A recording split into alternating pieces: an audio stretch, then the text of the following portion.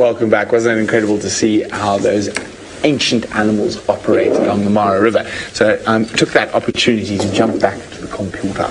So there we go. I was trying to find a bigger picture, but that is the largest 100% known crocodile from Africa, from the Nile, from the Congo River, Point Noir crocodile, 5.4 meters, 17.71 feet, and it doesn't have a weight, but he'd probably be close on 1,000 kilograms.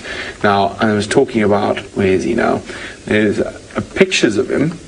There he is, but that might not even be him.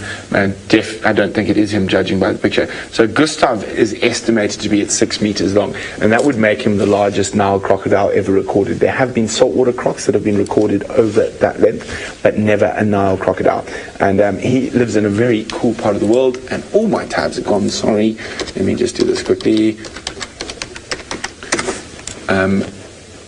And he lives on a very specific river in quite a densely populated part of Africa.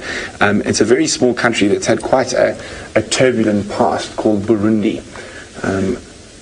And he lives right up in this top section here. And there we go, the Rusizi Delta. So this is where he is rumored to be active.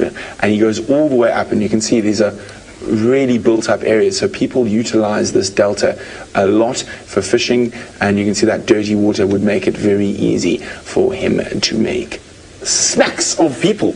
Now, of course, in the Mara, not only the Mara River has very big crocodiles. I have seen crocodiles of close on 4 meters in some of the little luggers. Now, Jamie is ready to show you a lugger, but I don't think there's a crocodile in it at the moment. Well, not that we know of anyway. I think, in fact, it's relatively certain that there's no crocodile in the slugger. But it's fascinating after all of this rain to witness the sheer power of the water that runs through these otherwise completely dry and empty luggers. And I always looked at them and I thought, sort of in the back of my mind, and wondered at just how deep they are and just how steep the sides are. And then when you see water flowing along like this, it actually really completely makes sense as to just how powerfully the water comes down when it does come down. And if you listen just for a second, you can hear how fast it's flowing.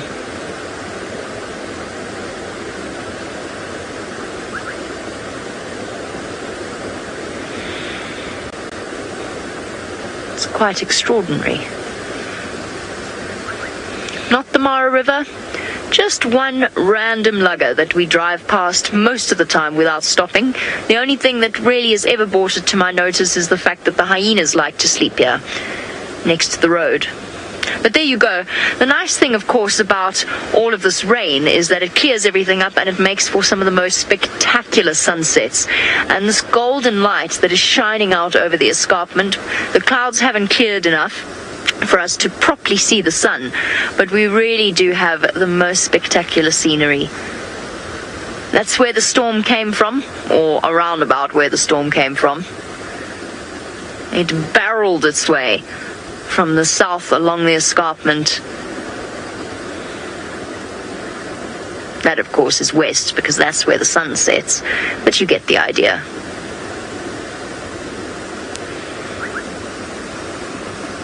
Isn't it lovely?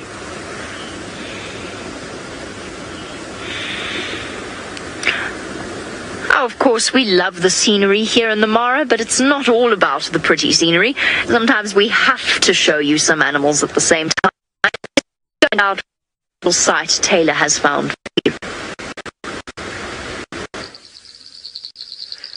I've got a sighting that kind of touches most of the senses. Firstly, it's very appealing to the eyes.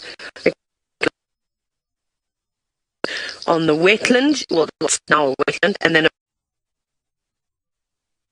and the sun about to set. But that's not all. We don't just have this beautiful sight. The sound that is being emitted from the water is incredible too. So we're going to listen for a little bit as well.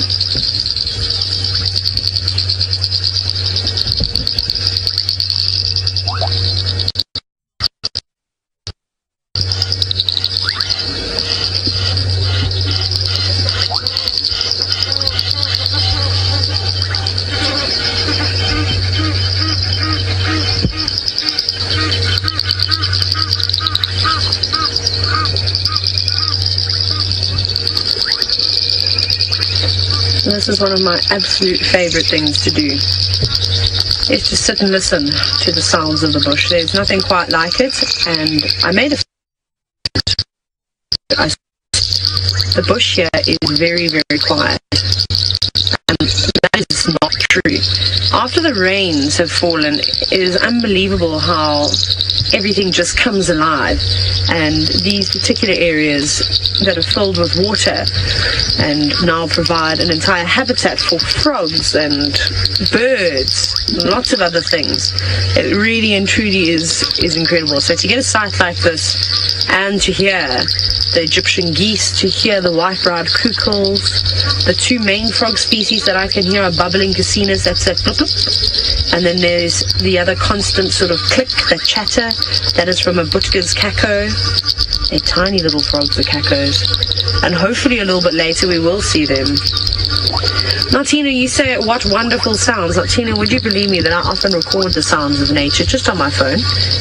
And when I'm feeling stressed and frustrated, or I just need a time out, I'll often plug my headphones in, pick up a book, or do something that is going to settle me down, but listen to the sounds of either a dawn chorus or a like this, just sort of ambient sound that you get when you're out in the bush.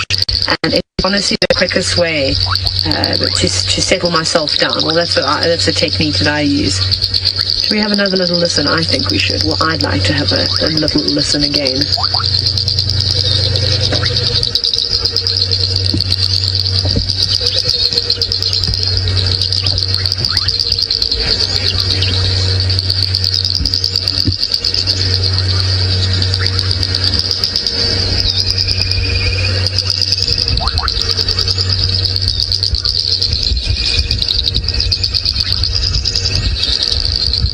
I think we need to start doing this more. Okay, so yeah, I love it. I think we need to try and make the most of it, especially because the Djuma and the Mara are so different at the moment in terms of obviously Djuma being the peak of the drought and us getting the early rains that you have in this area. So it's really, really nice to be able to, you know, sit and listen to the birds and see the dry scenery, and then come here and see the lush vegetation. And look who's just stopped in front of us, off to the left, to have a drink of water as well. Isn't it a nice little surprise? A waterbuck, perfectly suited to the wetlands, to the marshes, to the rivers. That's of course why they have their name, one of the reasons. Not worried about getting ankle deep into the water, feeding on the tastiest of grasses, splashing about. If you're lucky, you might even see the odd frog that's been churned up every now and then. Where are our mating bullfrogs? That's what we really need to see. And I think if we come back here in about an hour or so, actually, well, that might be the end of the show.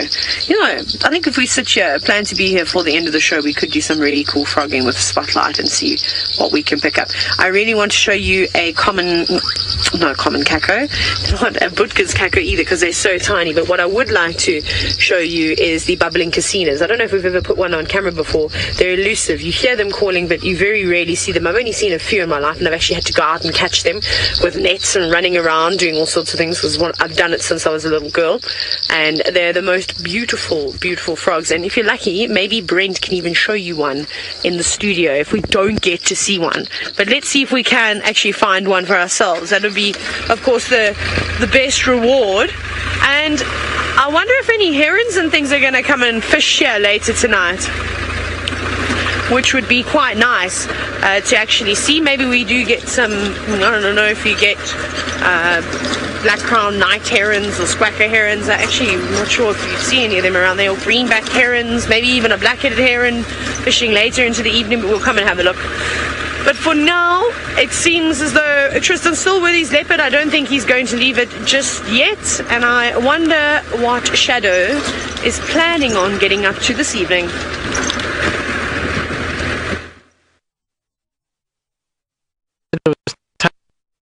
And we sat on this side. Sorry about that. I believe we had some gremlins as well. I was just saying, when we got round this side, both VM and I, as soon as we went off air, were both looking at one another, saying this Tandy, it looks like Shadow, and so I know a lot of you have also commented on it, so it is indeed Shadow, so I do apologize for calling her Tandy. The first view we had was not very pleasant at all, and now that we can see her properly, it is most definitely her. An interesting conversation, which is Shadow doing in the Mulawati, and why is she exactly where Tandy keeps being seen?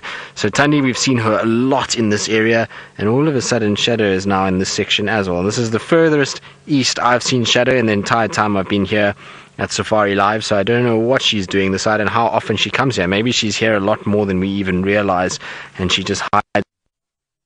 That's why we. But seriously interesting, and it just goes to show how both the girls now are pushing as much as they can into the heart of what was once Kruger's territory to try and take over.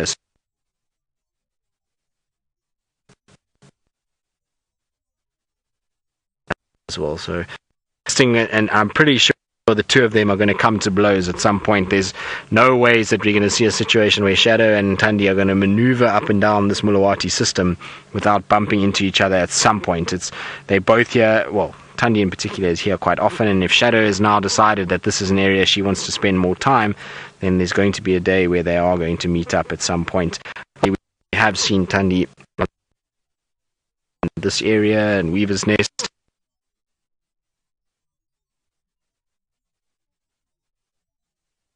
And I would love to be here when that altercation takes place, or when that sort of meeting up takes place. It might be quite civil, who knows?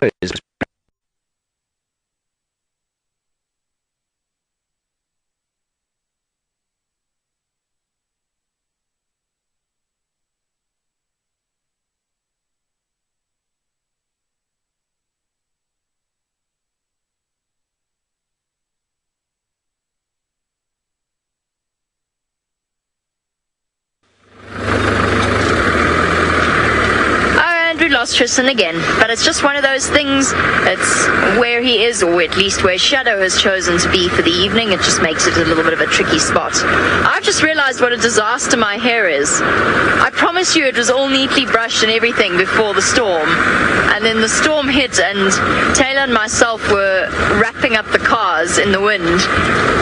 Obviously it ended up in a complete rat's nest.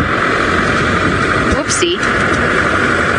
Oh well, we tried. We were battling the elements, all of us standing in the kitchen drinking tea as the wind howled around us, and we all wondered about whether or not the tents were actually going to blow away.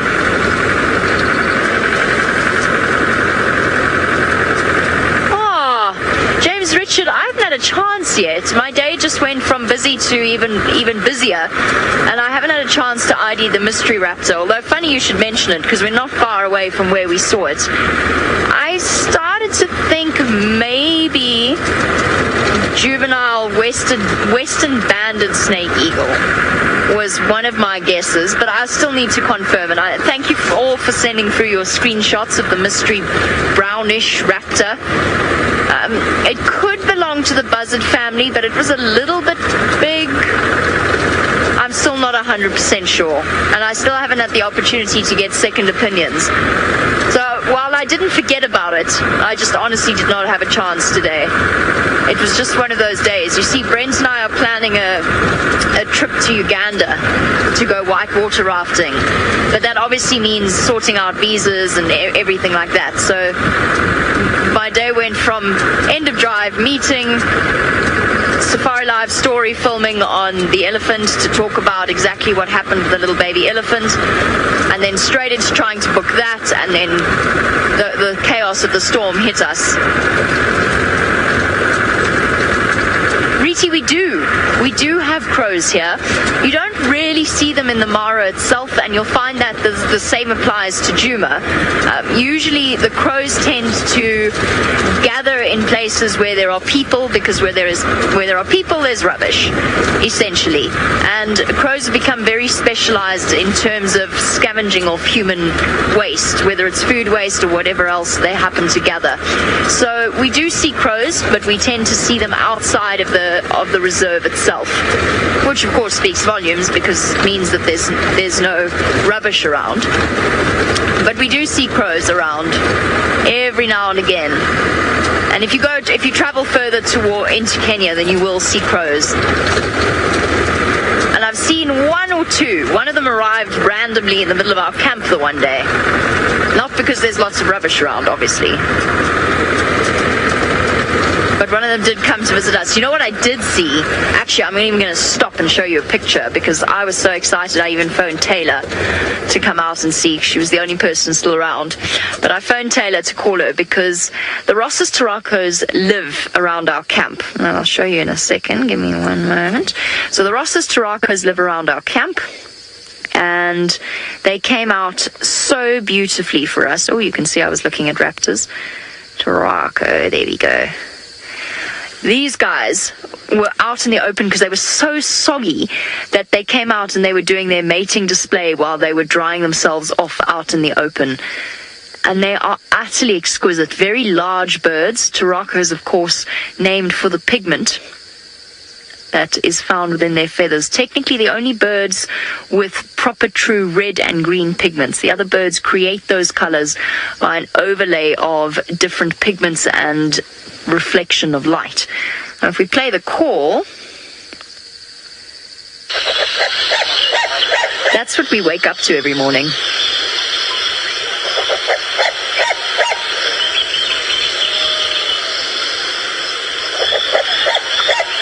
You get the idea, it gets repetitive after a while, but that's the sound that they make. I'm looking for the second part of their call. Skip ahead. No, we're still on that part. That's what they were doing with each other. It's very cool. So it's one of my deep desires is to get a Ross's turaco on camera for all of you.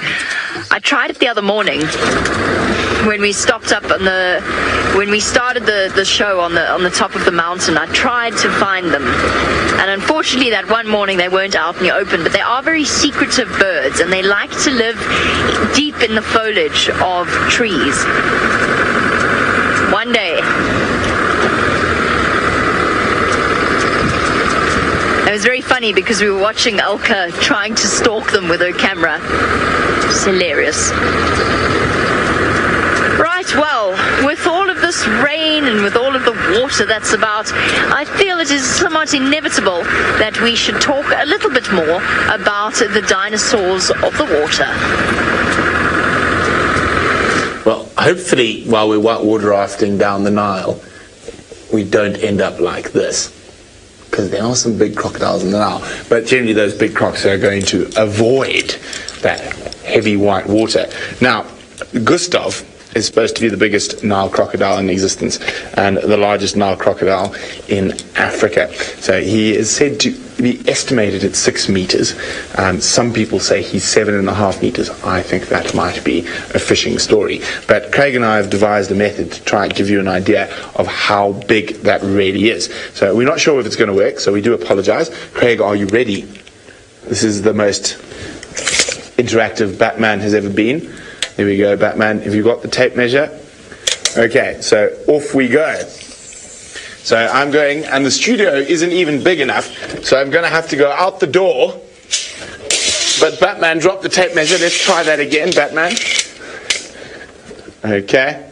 So we're going to 6 meters, which is what Gustav is estimated at. Now, to give you an idea, I'm only at 5.5 meters now.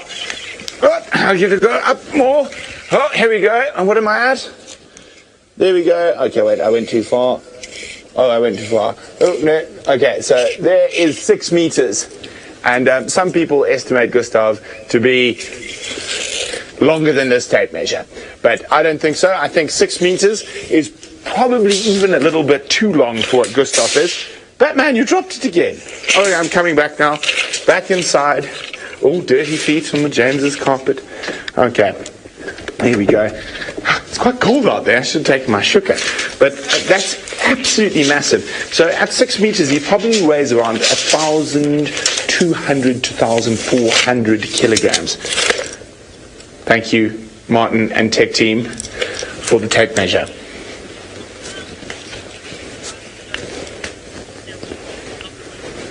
Well, Octo Girly is wondering, do crocodiles have... Oh, I don't know how safe this is. There we go. It is very safe because it's my fishing line and I don't use bad fishing line. Octo Girl is wondering, do crocodiles have a preference for fast or slow moving water? Now, it completely depends on the crocodile. Now, I've seen crocodiles in very fast-flowing water in the Mara. I've seen them in very slow-flowing water in the Mara. I've seen them in fast water in the Zambezi, slow water in the Zambezi. Generally, your giants, your really big crocodiles prefer the slower-moving pools. Now, your smaller crocodiles, and especially your little ones, like the fast-moving water. Lots of little fish, lots of little insects.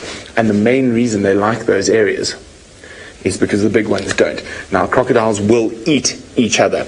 And one of the biggest challenges a mother crocodile faces is keeping the big males, like this gentleman right here, away from the new hatchlings. So they will absolutely eat, even if they've sired them. A little crocodile wanders near a big male, wanders near a female that's not its mother, and they will eat them. And one of the more interesting things about crocodiles is also in their oil or their fat.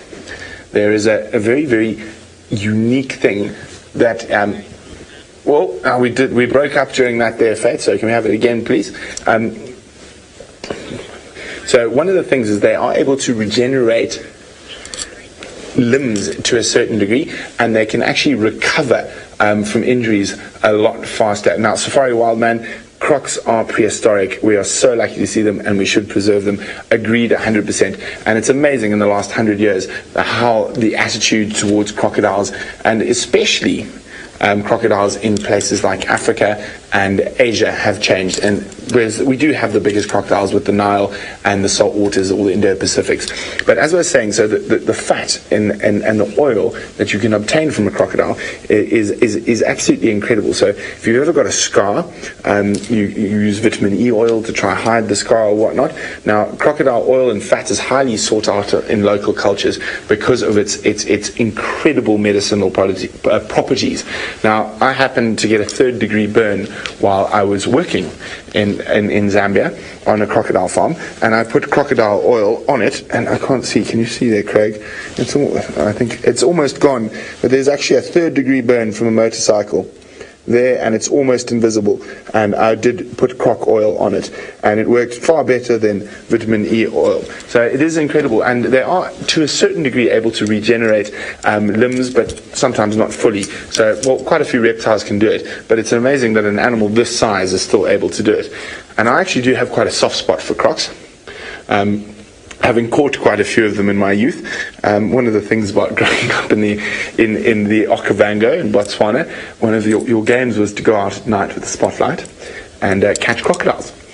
We did let them go, and we did not hurt them. The one thing I definitely did not try catch or jump on was leopards. So let's go find out how the leopard's doing with Tristan.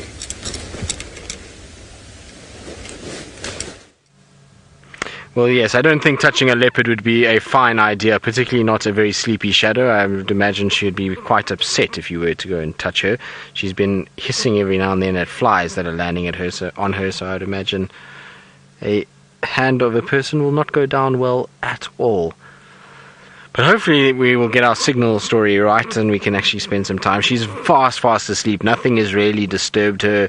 She's lying in a prime position, though. If anything is around, that they will probably, in all likelihood, stumble quite close to her before actually spotting her. She's in dense, deep thickets. We've got a nice little window of view where we are, but all around her is thick and full of brush. And so if any prey animal walks in this area at this time of the day, we can expect those kind of animals to be moving around. So things like Nyala and Steenbok and Duiker and Impalas all might be crossing the Mulawati and getting out of the Mulawati, and there might be a bit of movement straight towards her. So she's in prime position in terms of that.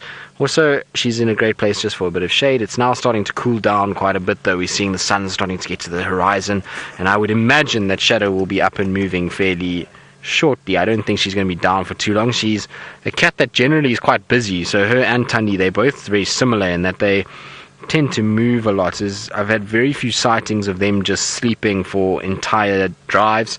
They mostly get up and move a little bit, so hopefully Shadow will get up. Now, what amazes me is the rate of absorption that leopards and lions and big cats have. We know that she was on a rather large impala kill, how many days ago now? 2 days ago, 2 days.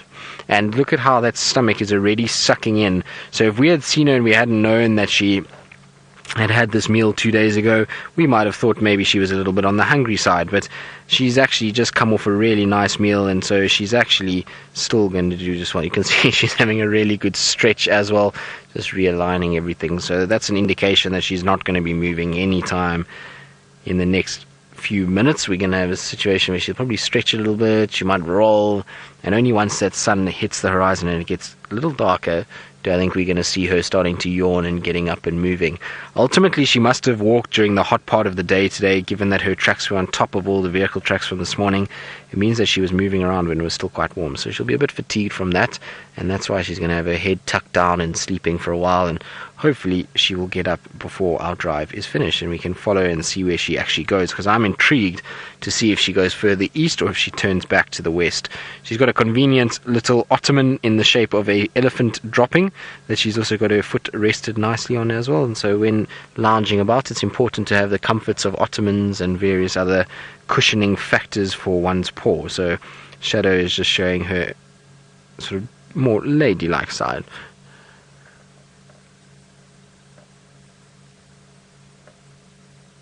Liz, to be honest, haven't seen either Shadow or Tundi sawing since Karula has left.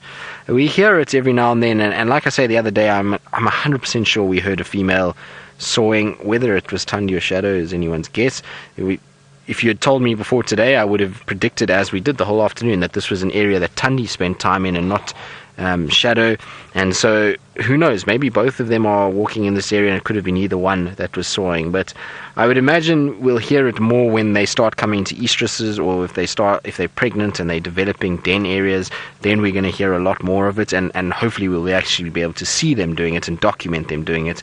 But I honestly haven't heard them really going at it too much just yet. Now she's looking, because there walks a tortoise, which VM has now spotted. So she's watching the tortoise walking along. So from one leopard to another, she's not too concerned though by the tortoise. She kind of watched it for a bit, and she almost looks as though she's starting to fall asleep now as well. But sometimes tortoises will get leopards moving and get them kind of intrigued, and they'll go play around a bit with them and try and see if they can munch away and get into some part of it to feed, but she seems as though she's too tired for that right now.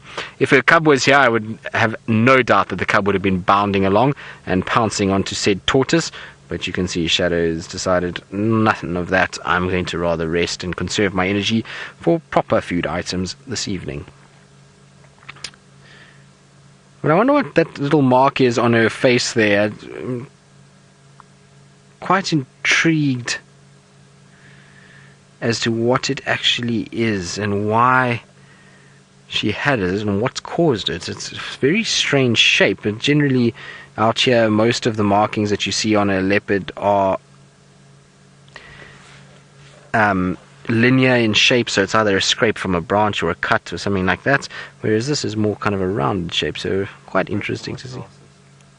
Sorry, what's that? Imprint from her glasses. Did you think she borrowed Byron's? Could be, yes. Byron was looking for his glasses. That maybe Shadow has been wearing his glasses too much and has now got a little mark on the edge of the nose.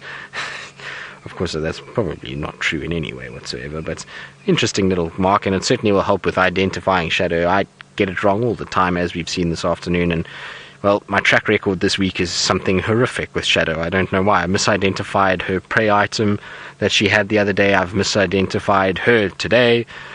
It's a tough week, really. I'm going to have to sharpen up a little bit and get myself sorted. Yep, there's Megan is reminding me, Nyala and Impala story, and like I say, now I've misidentified her as well. Oopsie. Oh well, it's okay. Shadow doesn't seem to be too fussed by it at all, and so hopefully she will forgive me and won't come and try and give me trouble about it as much as what Byron has.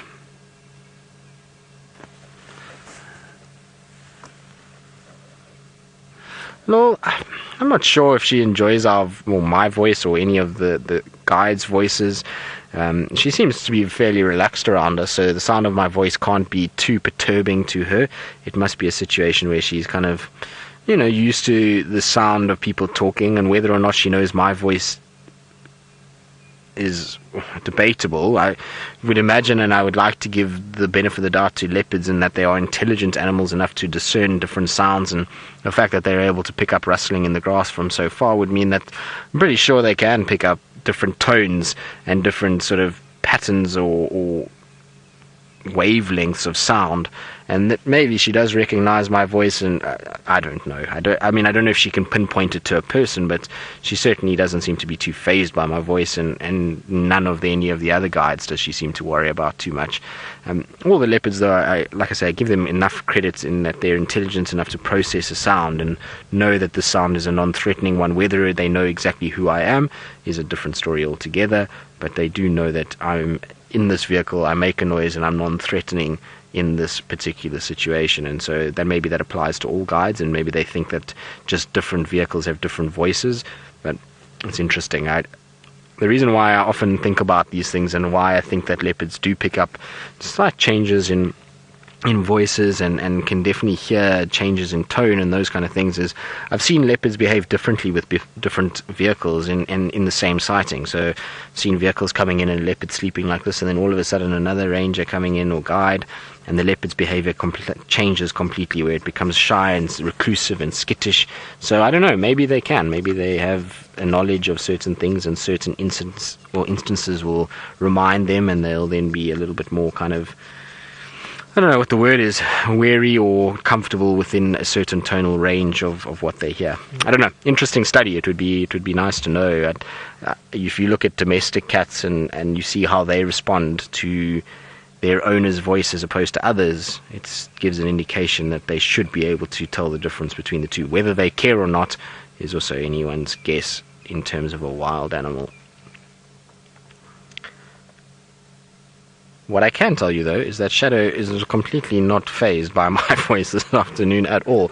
She's having a nice little nap, and it's actually very pleasant watching her and just sitting and spending time with her. We're in such a beautiful part of Djuma. We're in this kind of dense thicket. There's spike thorns all around us, beautiful big trees in the forms of jackleberries, and the sun is setting, there's birds calling.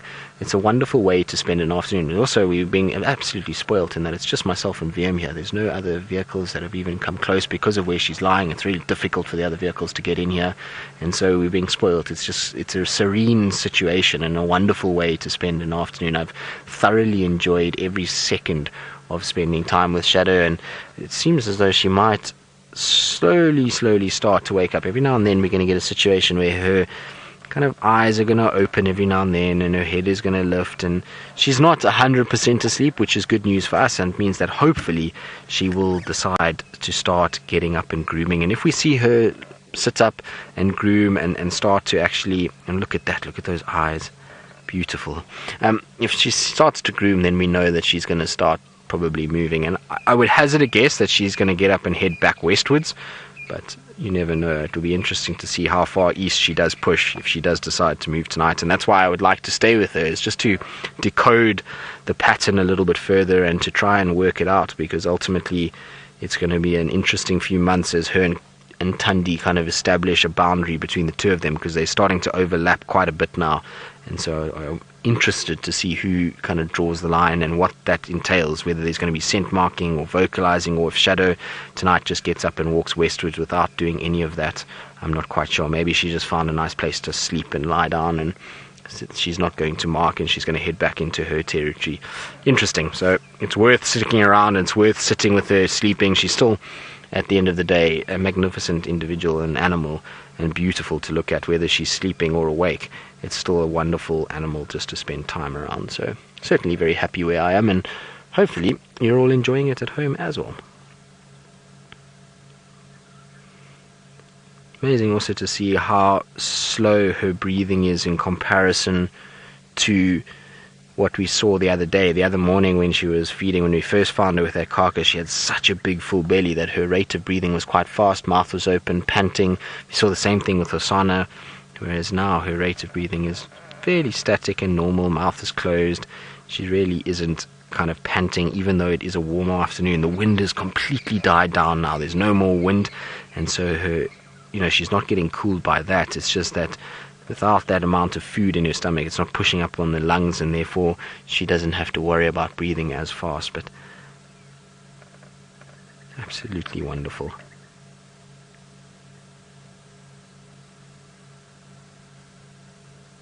That's about as sleepy a cat as you could ask for, I would say. Although Hosanna did rival her the other afternoon when he slept all the way through until it started getting dark. And like I said, the sun is starting to kind of dip down below the horizon now. So in the Mulawati system where we are, it's all shadowed now. There's no sunlight anywhere, and the sun itself, we no longer can see it. It's kind of just dipped. I can just see the glow of yellow on the horizon at the moment, and it's kind of a situation where you can see there it's just dipping down, and so the sunset is happening, it's cooling, and I'm sure Shadow is going to be picking up that there's a change. The diurnal animals are going to start getting a little bit more in a situation where they're going to quiet down, and then the nocturnals are going to start, and maybe that will be the trigger for Shadow to get up and start moving. And we saw the other day with Hosanna that it took quite some time for him to wake up. Even after the sun had set, it took him, I would say, probably a good 15-20 minutes after the sunset for him to actually get up and start being active. So I'm sure we're going to see a similar thing from her.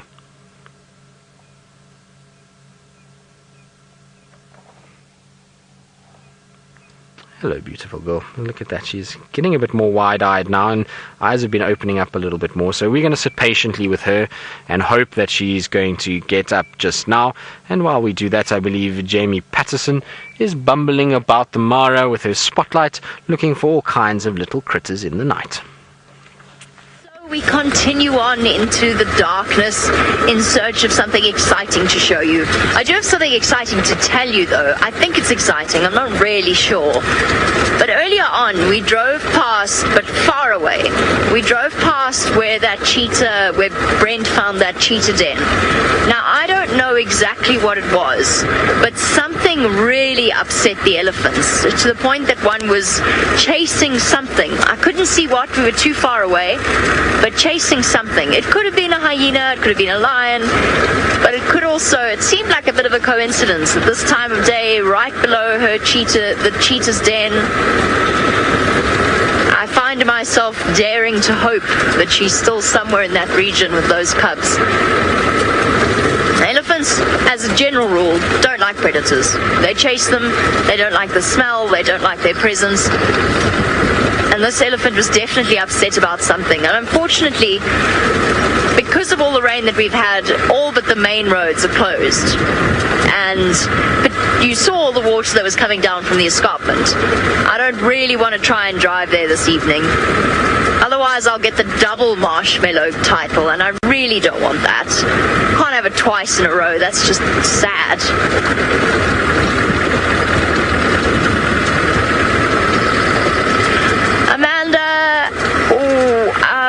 Are we talking specific individual animals or species of animal? I always have. I really love black rhino, and that applies in South Africa and in the Masai Mara. I also always love spending time with elephants. It will always be something special. What have we got here? You look like a little antelope of some description. Just take the light off in case it is. So I'm just gonna check it. Let's have a look. Oh, it's ducked down now. Let's see if we can spot it again and work out what it is. It's difficult with the infrared light. So over there,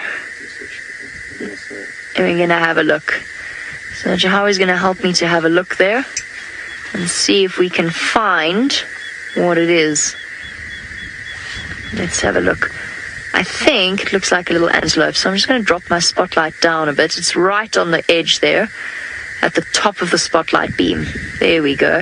Somewhere there is something. It has vanished. Where did you go? Oh, there you are. Just want to check and make sure it's not a serval. There we go. Well done. I saw something there. Little head pop up. If you zoom in right there somewhere, maybe up a little bit, somewhere there. I think whatever it is. Oh, there we go. Oh, it's a little antelope. Sorry, little antelope, to disturb you. All right. So if I take my spotlight away, it's going to be impossible to see it. A little antelope in the long grass. They're tricky that way. They really do. They keep us guessing. Because that's exactly what a serval looks like. What were we talking about? Oh yes, favorite animals. In terms of favorite individuals, I'm naturally inclined to say the little pale lioness cub, just because I've spent quite a bit of time with her and I've seen her character develop, or to me what I've seen as character development. It's probably, I think, because she stands out so clearly and I have spent so much time with her, but I really do enjoy her.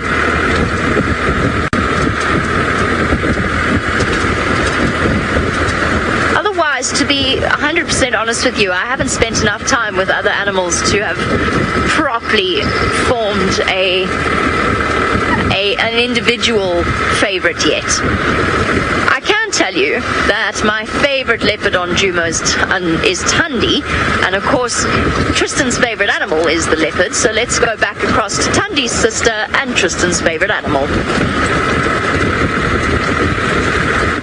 Indeed, it is my favourite animal, Jamie, and we have a shared favourite in Tundi, but Shadow is also a lovely leopard to spend time around. I do enjoy, actually. I've had some cool Shadow sightings, and I've thoroughly enjoyed spending a little bit more time with her than what we did when I was at Simamili. We didn't get to see her all that often, so she was a situation where she would spend a lot of time on this side or in Hofmann's, and so we really didn't get to spend that much time with her. So it's been quite nice to see her a little bit more regularly, and especially over the last couple of weeks or months, should I say, we've been seeing Shadow a lot more, and you can see she's starting to do the typical cute cat roll, which really is very, very nice to see. And look at that. Oh, isn't that wonderful when she kind of looks at us over the sort of top of her eyes? It is beautiful when they do that. I always love when they do that, and I think this might be a sort of start of her waking up. There's another vehicle that's just joining us for the afternoon, so I think that might trigger her to maybe, just maybe, start waking up a little bit and start getting into a situation where she's thinking about moving and thinking about maybe waking up and going on a patrol. I certainly hope so. It would be really nice to, like I say, follow her around and see what goes on. But back to the pose again, and back to being a sleepy cat now that the vehicle's turned off, so still not quite ready just yet. I was saying earlier, if we start to see her grooming, that's normally a good indication that she's going to start moving. Once they groom and they yawn, it's a fairly quick process, and then they're up and going. They're not quite like the lions. When the lions groom and roar and end up with yawning, and sometimes they get up and they'll walk 5 meters and flop back down again, whereas the leopards tend to be a little bit more kind of mobile in that regard. They do it quickly, and then they're up and moving and looking around for things. And this is the time of day where leopards generally are far more active, and so they are a lot more crepuscular than what they are nocturnal. So for those of you that are new to the show and don't know what crepuscular means and why we say leopards are crepuscular, well, crepuscular basically is an animal that is active around dawn and dusk, and so leopards' heightened period of activity, much like wild dogs and cheetahs, generally around those periods, around the sunset and sunrise times, but generally after the sun is set and just before the sun is risen. So it's still darkness, but it's when they like to be moving, and it's why safaris are often sort of at that time, because you can catch both the predators and the prey animals all getting active at the similar time. Whereas something like, a nocturnal animal would be more something like hyenas or bush babies, civets, genets, which you really seldom see during the day. These guys, we have seen them active during the day, and even, like I say, around sunset and sunrise is generally when we see the peak amounts of activity from these guys.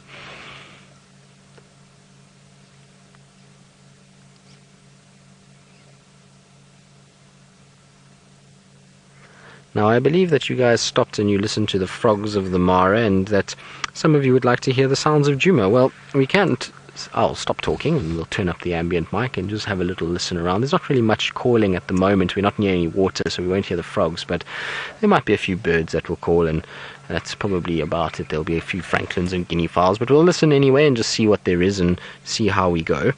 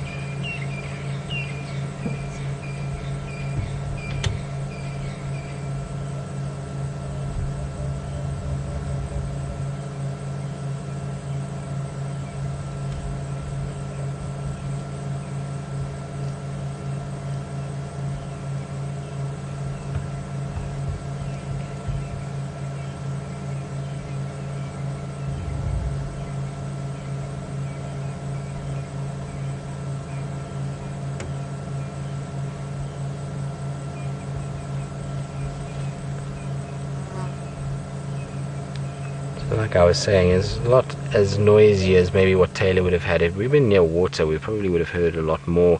There's the odd francolin calling in the background, a couple of crested francolins that have been calling, but other than that, it's really at that stage of the day where it's quiet, and so we've got a situation where not too much is happening from the diurnal animals. They're all starting to sleep. The nocturnals haven't quite woken up, although you can see Shadow. She's popped her head up. She's starting to yawn now, so I think we might be on the move shortly. I don't think we're going to be down for too much longer. Hopefully we'll be up and moving and following around our tortoise. Maybe we'll get some interaction between the tortoise and Shadow. That'll be quite fun to watch. I think it'll be quite entertaining just to see how it goes. That tortoise is quite a big one, and so I would maybe think that it'll probably be a little on the large side for Shadow to be able to consume it. But while we wait and we see what Shadow gets up to and goes on, and whether she decides to start her maneuvering around Djuma, let's go back to the Brent Leo Smith, who will be full of noises himself. My crocodiles keep falling off. So apparently we do have a few more crocodile questions, and it has been fun talking about the Nile crocodile. Now, while I wait for the questions to come in, I'm going to ask you a question back, and it is to do with my friends. Oh, my fingers are too fat. Well, I can do it on my pinky. About my friend the Nile crocodile, and there is a very famous author who told some, and they were set, or one of them was set in particular,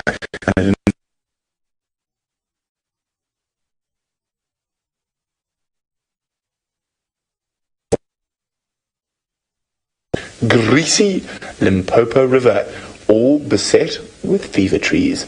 So who can tell me which Just So story, and who is the author about that wonderful story that involved a crocodile and elephant? Hashtag Safari Live if you know the answer to that. Who wrote, on the banks of the great green greasy Limpopo, all beset with fever trees. I never get tired of saying that little quote.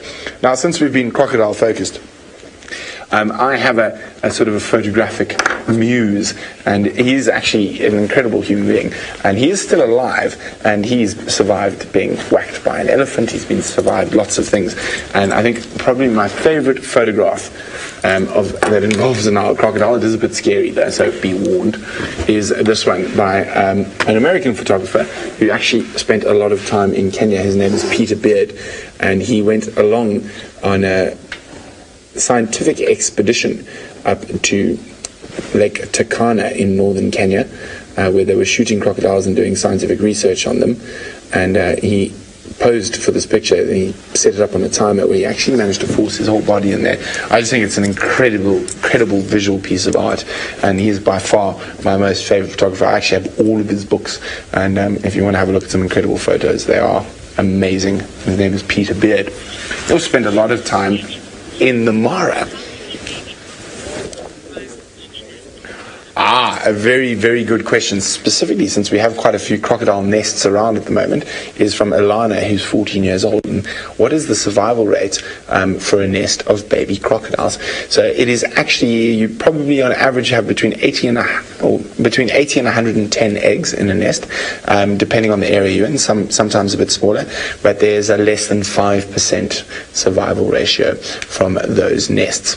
Now, that is incredible. So crocodiles in the wild, when you see a crocodile that is, I gave my tape measure back to the tech team, darn it, but when a crocodile is about 10 or 15 centimeters long, so probably 2 hands, about that long, they're probably a year old. Now if they're grown in captivity at the same age, they'll be double that length. So at a year, it takes a very long time. And Gustav, who I was talking about, and I showed you how big he's supposed to be, was estimated to be over 100 years old. But when the National Geographic expedition went to try catch him and stuff, and they did get photographs and footage of him, he had a full set of teeth. And they ain't no 100-year-old crocodile with a full set of teeth. So he was actually estimated at 60, between 50 and 60 years old, just due to the fact that he still had all his teeth. So as the crocodiles get older, although they do regenerate teeth, as they get over 100 years and stuff older, they do not have all those teethies. Now, we have a question from Susie.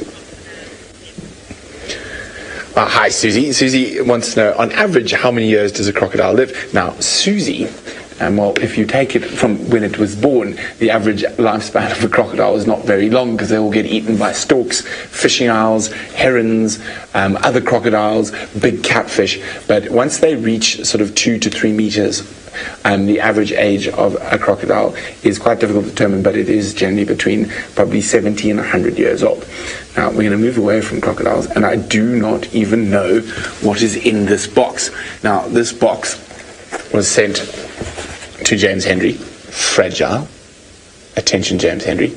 But it arrived a little bit late, and it is from someone some of you might know quite well. It is from Scott's better half, Nicola Austin, and she sent it from Samburu in northern Kenya. And it says, fragile, some sinew from Samburu for your collection. So I'm quite excited to see what's in it. Sorry, James, I know you would have also loved to see what's in it. We have some bubble wrap. Doesn't smell too bad. Ooh, there we go. We have a little... very interesting. Well, there's quite a lot of sinew, Nicola. It's a very, very interesting little skull. Now, I know I already asked you one question, so I don't want to ask you another question, but I know what it is, and just by looking at it. But that is incredible.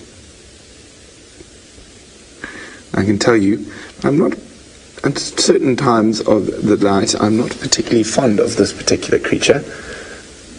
I'll try to close it. Oh, there's still quite a lot of sinew. We don't want to break it. It is fragile. We'll just have to let nature take its course. So it doesn't normally sit with its mouth open like that. Normally it would be closed. But I think just the way it has gone, there's still quite a bit of sinew attached. But I know I'm not supposed to ask you guys 2 questions in one segment, but I cannot help myself since I opened the box. What do you think that is? Hashtag Safari Live. Thank you, Nicola Austin. I hope you're watching. A present from Nikki. And look at these canines. How amazing are these canines? The front long canines do give it a little bit of a clue. Well done to Kestrel Fox. Now I don't feel so bad by asking 2 questions at the same time. Kestrel Fox, you are spot on. It is Rudyard Kipling. Now I wonder if Nicola Austin realized not only did she send us the skull, but she sent us an exoskeleton of a spider. I'm not sure which type of spider, but right in the eye socket there is a little... Should I get a torch, Craig? I do have my torch here. There we go. It is a little bit smelly. Oh, but we'll have a look what's in the eye socket of the mystery beast shortly. But it sounds like Tristan's got Leopard on the move. We do indeed. You can see Shadow is moving and she's heading straight south. So I think she's going to go to Twin Dams. That's where we're walking now. We're down in the dip at the moment and we're going to head straight southwards towards the dam itself. So I think she'll go for a drink and then from there is anyone's guess. Pretty sure from there she might head southwards into Little Gowrie, maybe back towards where the cub is. Who knows where the cub actually is at the moment. So the cub could be south of us and she's going to carry on, or she could take a westward along the sort of firebreak area in that direction. You can see she's sniffing around a bit. Now there was a number of leopard tracks in this area the last couple of days. So we had tracks for a male going north here. There's been tracks for a sana around this area. So that's maybe why she's just sniffing every now and then, just having a little look at what's going on. You can see the tails up as well. I was saying to Wiem, imagine if she went climbing up towards that Wahlberg's eagle nest and started to go for a few eggs. Maybe for dinner, but she didn't. She left the eggs alone and she's now just doing a bit of scent marking. So it's going to be interesting. I really want to find Tundi the next time she comes here, before she comes here and finds this, because I would be when she smells the scent marking in this area. Whether or not she's going to recognize it as Shadow is anyone's guess as well. Going up, and so what I'm going to do is I'm going to let her go first.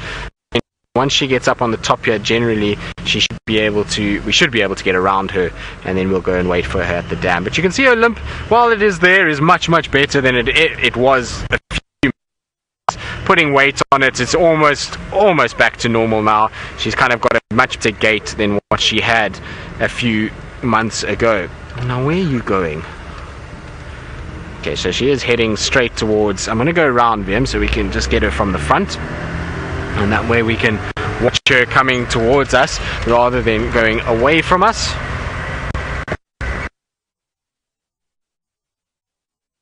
Area up. It's going to happen a little bit, unfortunately, with where we are and what's going on. Now you can see there's a very big prominent path in this direction, so I'm going to park fairly close to it. So I'll park here for now, and then I'll just move back when she starts coming around the bend. But this goes straight to where she is. She's just on the other side of that tree over there, and she's walking slowly in our direction. So if we're just patient and we sit where we are, we should get her coming through towards us fairly shortly, I would imagine. That's at least the theory behind all of this. Whether or not it's right, of course, it could be anyone's guess. I might have got it completely wrong and she pops out between where I am and the road. But anyway, it's worth a try. I would give that a guess that she's going to use the path of least resistance, which is this big game path that we see here. Of course, she might be sniffing around. She might be scent marking. We saw that she was smelling a bush and scent marking just now. And so in all likelihood, she might just take a bit of time to get this side. There she comes now. So she's coming on her way now. Now, Jez and Chloe, who are 9 years old, want to know, why do leopards have spots? Well, the reason is because exactly what we see here. So if we zoom in towards that tree, you're going to really battle to see her walking. And so those spots help for her to hide in a area and to be able to stay very, very hidden, so that any of the prey animals like impalas and duiker and the things that they like to hunt are not able to see it. And so it can basically hide in plain sight. So the spots help break up the outline of the leopard and make it invisible to those prey animals. Now I can tell you that Shadow is right behind the tree. I watched her walking there, so she is there, and it just goes to show how good her camouflage is. Just to the right hand side of the tree, you should see her head poking up. It might be a little bit too far for VM, but I can see her head directly behind the tree over in that direction there. So she's just kind of watching us at the moment. She is slowly going to come, so she's just on the left hand side of where VM can see, so she will come a little bit. Maybe if I go forward for you, VM, let me just go forward for VM slightly so he can see her, and we can just show you how well they're camouflaged. Now here she comes. She's coming straight towards us now anyway. So there she is on her way straight in this direction. Now I thought she might follow the game path. Obviously if she's coming down the game path, I need to just move slightly because I don't want to block her and I don't want her to have to go around. But isn't that a beautiful view of her? Look at those little ears flicking with the flies. There's quite a few flies around at the moment, and so she's coming exactly where I thought she would. If I just move slightly, we should be actually get a really nice walk by. But in fact, actually, I think we've got some space so that she can just get around us, so that's okay. It's nice and open where we are. There's a nice gap on both sides of me that she can walk. So if we sit here, we're going to get a beautiful walk straight towards us at the moment. There we go. She's coming straight down the path, and she's going to stop and look at that. Isn't that wonderful? And she's taken, there's another game path just to my right hand side that she's also could take as well. Beautiful though. And she's got a little tail up, just showing everybody that she's not to be shouted at. There were a few arrow marked babblers that were beginning to give her a little bit of a hard time. And there she goes. Isn't that great? So we chose a good spot, that's for sure. Wonderful that she did come this way. Now she's gone up behind a tree.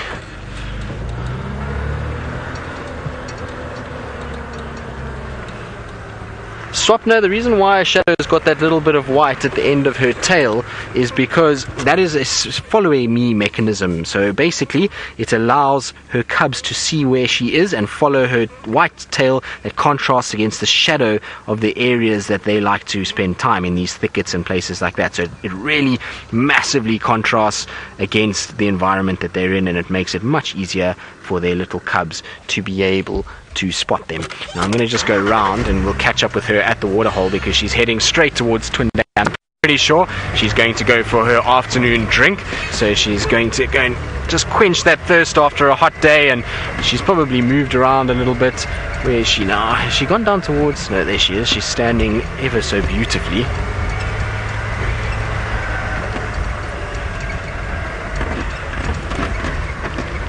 So there she comes. She's coming. I just want to push ourselves so that we can get a nice view of Shadow drinking and coming towards us. So I'm going to go quite far ahead of her and then just park off. Now it's going to be a little bit of a tilt on the angle, and hopefully at the end of the day we're going to have a situation where she does actually drink. So if you just can allow VM to re-steady the camera once I get into this position. Now of course hopefully she doesn't get me and move out. There's actually a waterbuck right in front of us, but this is where we're going to park ourselves, right over here, and there comes Shadow slowly but surely. So we might go into our infrared because it is getting a little bit dark, and like I say, VM's just going to level us out before she gets here. Now she's slowly but surely moving behind a little fallen over branch there, and she'll then come out on the other side of that. There's a few Egyptian geese which will definitely make sure that they have something to say about what's going on. There she comes, and she should walk there, and she should come straight towards the water, and we should be in prime position to actually be able to see her from where we are. And it will be beautiful if she does come and drink, because it's such a still evening that we should have a situation where we get a beautiful reflection, given she drinks in the right place. If she drinks a little bit, there she spotted this waterbuck that's behind me, and the waterbuck I think has spotted her. So it's a situation where you look at her kind of posture, she's far more interested in what's going on in that waterbuck. Now there's the waterbuck on top, there's the big male silhouetted against the evening dusk sky, and that male probably will have seen where this leopard is. There's no lights on her whatsoever, so we're not shining lights at all. There's another female waterbuck that's actually closer to us, just on this right hand side, who's aware that something's not right. You can see, look, that female is alert, it's bolt upright, and Shadow I think has decided she's not going to hunt. She's got her tail up and is walking straight towards the water, so she's showing her tail, which is, you can see from here how white that tail is and how easy it is to see her. So what I was saying with the cubs is the exact same thing now with these antelope. She's displaying to them, stop shouting at me, I'm not interested, I just want to come and drink, it's hot, I'm tired, let me just come in and have a good quench of my thirst. But isn't this beautiful? Now hopefully she just comes a little bit more to, no, she's going to drink where I was thinking that she shouldn't, because there's no real, there's the waterbuck, but look at the reflection in the water as she goes round. The Egyptian geese unfortunately are ruining my reflection a bit, but there we go. I think we've got ourselves into a perfect place to have the reflection of Shadow as well. Now because the waterbuck have seen her, I'm just going to put a bit of light just to bring out her coloration, and you can just see a few of those ripples from the Egyptian geese as they've gone along.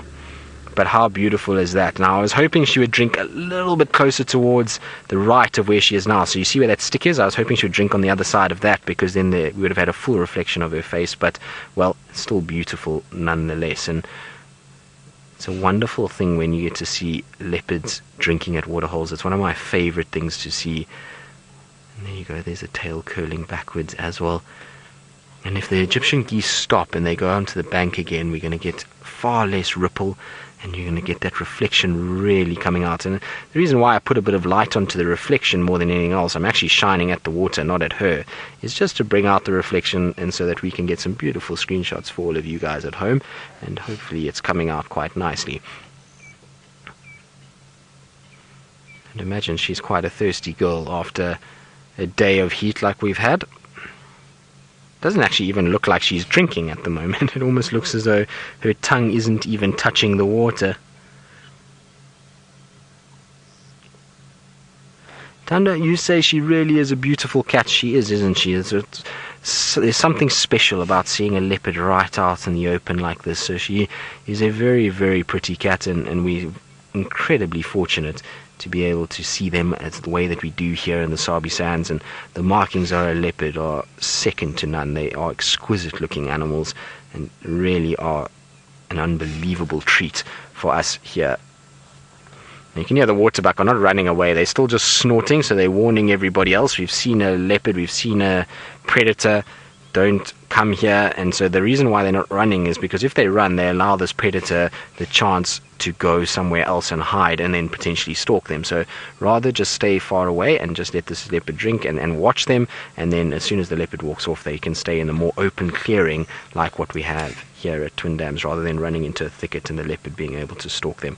The thing is that Shadow is in no way really going to go after something like a big male waterbuck. It's just far too powerful for her. she's going to really struggle to be able to go after that. Now what I'm hoping is she's going to walk along the edge and we're going to get that reflection in the water as she goes along. So it's not quite what I thought, but it's still beautiful nonetheless as she kind of strolls over the bank. But isn't that wonderful? Absolutely beautiful. It's actually quite amazing. She's going straight southwards towards Ilgari, so I think we've got probably about 2 more or 3 more minutes with Shadow, and she's then going to cross south over the boundary unless she turns to the east. But what I'm going to try and do is just try and get onto the other side and not go into the dam itself, and try and just get straight back out, and we'll try and get to a point where we can watch Shadow cross southwards over the boundary. Go. Sorry, little waterbuck, I know we're going to disturb you. I apologize. Don't worry, the leopard's not going to eat you tonight. So our waterbuck, I think, is more than safe at this stage. That leopard is really not going anywhere near the waterbuck. I think Shadow is going to not cause too much of a hassle for them. She stopped on the other side there. She's watching these waterbuck run around, and she's probably in a situation where she's thinking, well, I suppose I could try and go after them. Now I'm going to quickly shoot a little bit further round, and the reason why is because hopefully she's going to come over the dam wall towards us, and we're going to be kind of below her and we get a beautiful view over her up against the evening sky. That's the idea anyway. Whether or not it pans out, who knows, but that's what I'm hoping for as we come around this direction. Of course she can take the wall in an east-west direction, but I'm hoping that what's going to happen is, you see where we are now. Now hopefully she's going to come straight up on this ridge here and stand on top there, and we're going to be lower than what she is, and then we're going to get a very special view of her as she comes up. So that's what I'm hoping anyway. Now I can't see her at the moment. She's somewhere just in this general vicinity, but I'm pretty sure she is going to head to where we are now. Now it's just going to be a patience game as we wait for her to come over, and well, why not? Like I say, it's a beautiful sort of stage that's been set for her to arrive in, and so hopefully she will pop out somewhere where we actually can see her on this little ledge and not further down the dam wall on the left or somewhere like that. But I would imagine that this is where she's going to head. It's pretty much the kind of way she's going. She walked up towards that road, and the road just pops out right there. There she is now. So she's just coming up onto the top there. So Wiem, do you want more light? There we go. So there's a bit of light for Wiem. So that's what I was hoping for, is that we'd get her right on the sort of top of that wall, and we'd get her at eye level walking along. Isn't that a wonderful view of a leopard?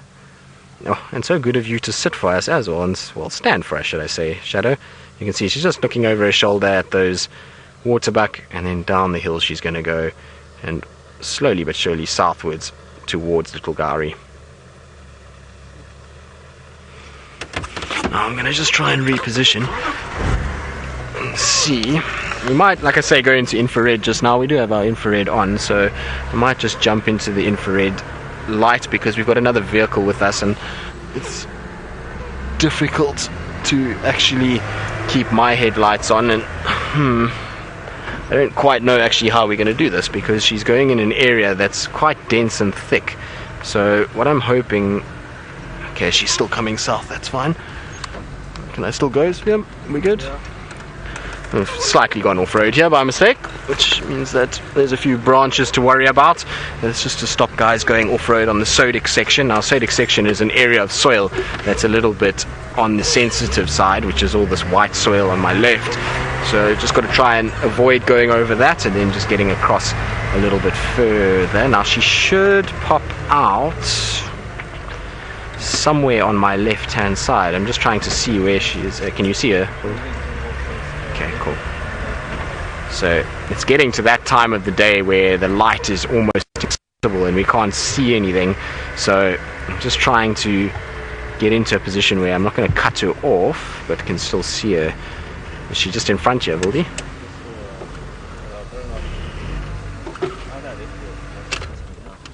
Oh, there she comes. She's behind us. So we were both trying to scan for her, but there she comes now. So she's going to walk pretty much straight towards where we are. There's a beautiful set of termite mounds actually here, or mounds of soil that were dumped after the excavation of the dam itself. And so I wonder if she might go and sit on top of there for us and pose quite nicely. It would be nice if she did.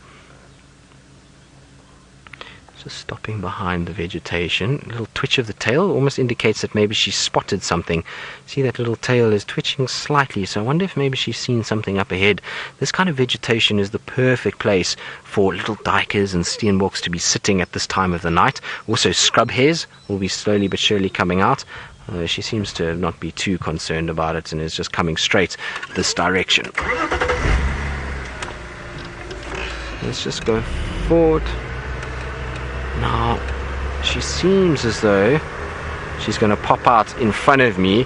We're going to not have her for more than probably, like I say, maybe 2 minutes or so. She's about to cross over the boundary. We're right on the cusp of Little Gowrie and Djuma at the moment. So I just want to get around here so we can just get one last look at her before she does cross over and heads southwards. There we go. So there she is. You can see she's just kind of watching and on the brink of the Mulawati, and this movement that she's doing now is going to take her right south and into Little Gowrie itself. So we're going to probably lose her in the next, I would say, 30 seconds or so as she crosses southwards and out of our area. And she goes over the road, well, down the road first a little bit and then over the road. It's not far from where we are now. But what a wonderful afternoon with Shadow. We've had a lovely time. It was worth the wait with her sleeping, just to watch her kind of going about her business and that drink and everything like that. So really good to see her, and hopefully we'll get more views of her like this, and it'll be interesting to see Tundi's reaction over the next little bit. And so while we meander our way back towards home, because we're right on the southern boundary, let's go back to Brent Leo Smith in the studio and find out what he's up to.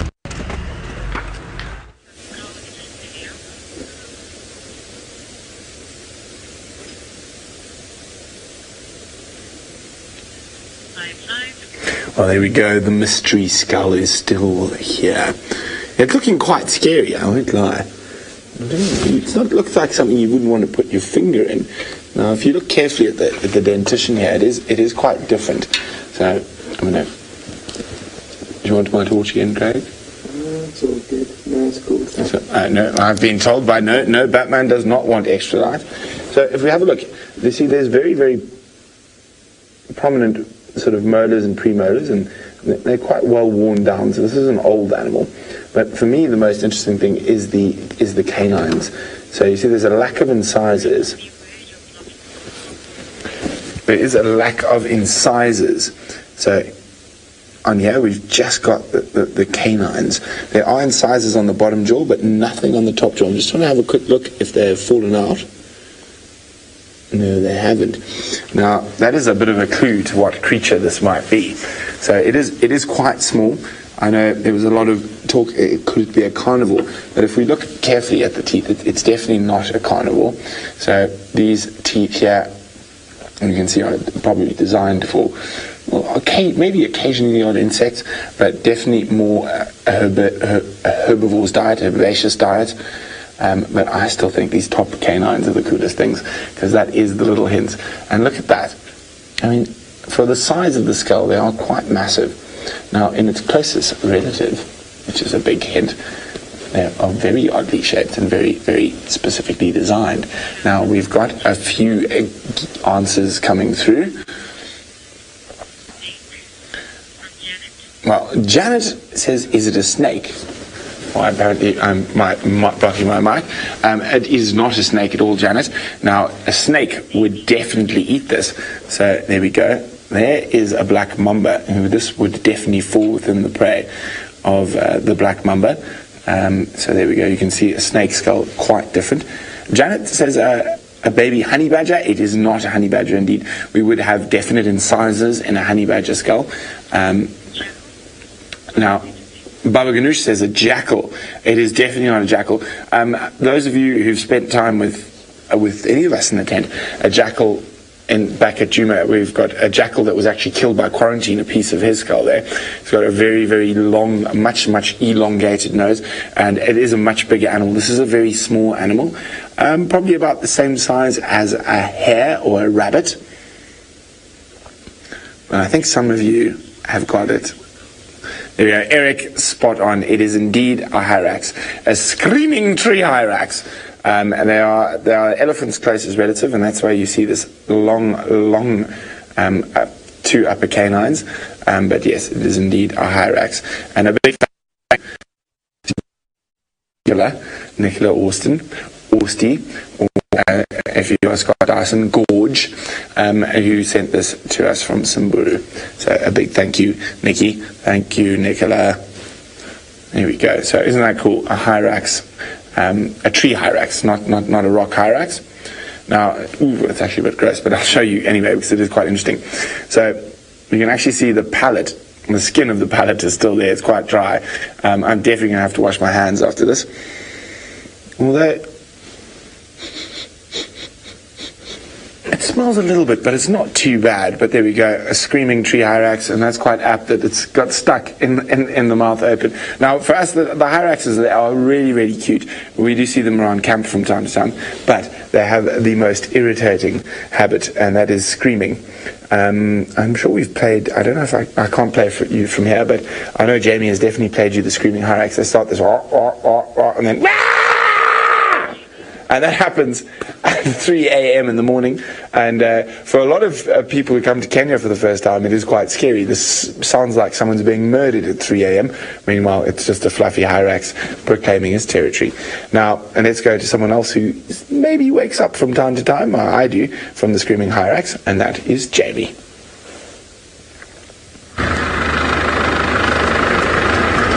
Missed that completely, but I don't quite know what Brent said, but I assume it was something hilarious. So, for the last few minutes of the sunset safari, I don't know if I mentioned this. I don't think I did. Maybe I did. The other night I was on my way home and we saw a water mongoose. Now, I know that they live around Djuma. I've found their tracks before and I've heard reports of people seeing them.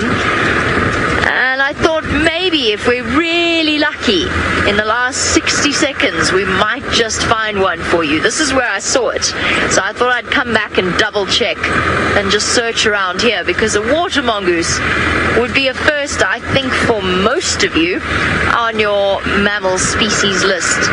But unfortunately, it does look as though tonight is not the night. I'll keep searching right up until the bitter end, but it is time to do our goodbyes, and I'll thank you. So Jahawi, thank you very much. Awesome. I'm looking forward to heading across the river for 3 days tomorrow. A big thank you to Faith and to Megan in Djuma, as well as to the rest of the South African crew.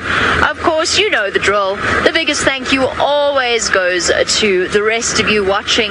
Thank you for bearing with our dips and gremlins and all those sorts of things and weather-related troubles. Hopefully the weather holds out tomorrow morning. We shall see on the Sunrise Safari.